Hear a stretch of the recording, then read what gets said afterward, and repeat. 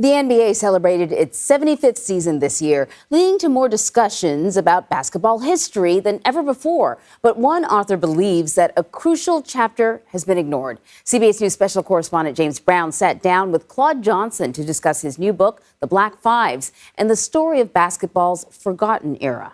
Started for me when I was working at the NBA, and they celebrated what they called their 50th anniversary in 1996. And they published an 800-page book called the NBA Encyclopedia of Basketball. There were only 3 pages devoted to earlier African-American teams. I knew there were more because I had read Arthur Ashe's book, A Hard Road to Glory. And that started me on my quest. I started to learn about all these teams and the pioneers. And I was writing about them and trying to understand how is it that they are forgotten.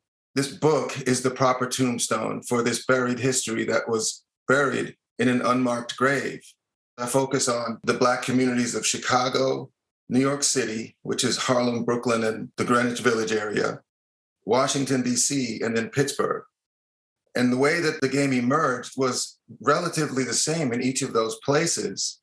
What was a big takeaway for you in delving into those kinds of stories? These African-American teams helped popularize the sport in places that were rural. You had this all-Black team from Harlem going to an all-white state like Wisconsin, to an all-white town like Oshkosh to play the all-white local all-star team, beat them, and then leave safely and get invited back. You had people from miles around coming in to spend money. People were looking forward to seeing and waiting for them to come back.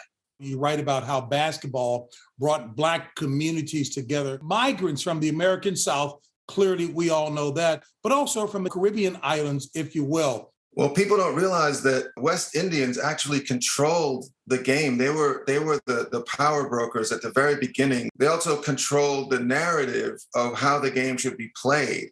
So it was more for the camaraderie, the social meaningfulness. And eventually, professionalism won over, and it was a West Indian man from St. Kitts named Bob Douglas. His team took over, basically consolidated all the best talent and dominated not just Black teams, but white teams for the next 25 years until the advent of the National Basketball Association. Within the context of a segregated society, where did the Black teams play? At first, it was in church basements. Around 1910, a little bit before that, the phonograph and the radio became commercially available to consumers. People wanted to dance, so there was a ballroom construction craze.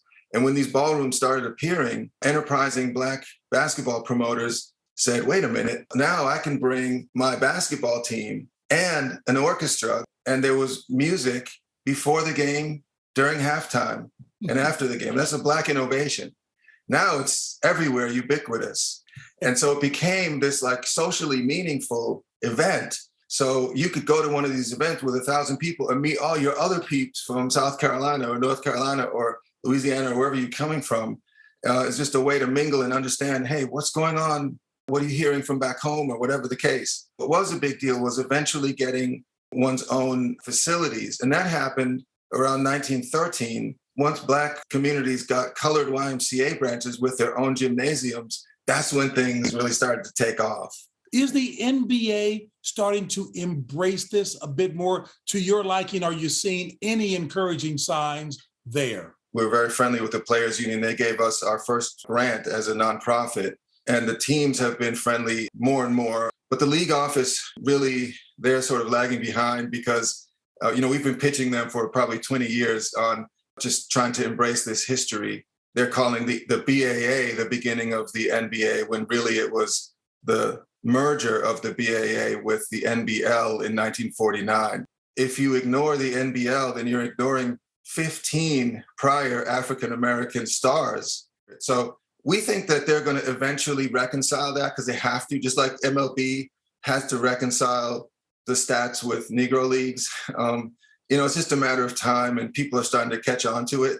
We're not mad, but we just feel like at a certain point, history doesn't change. Only what you do with it changes. So our slogan is "Make History Now."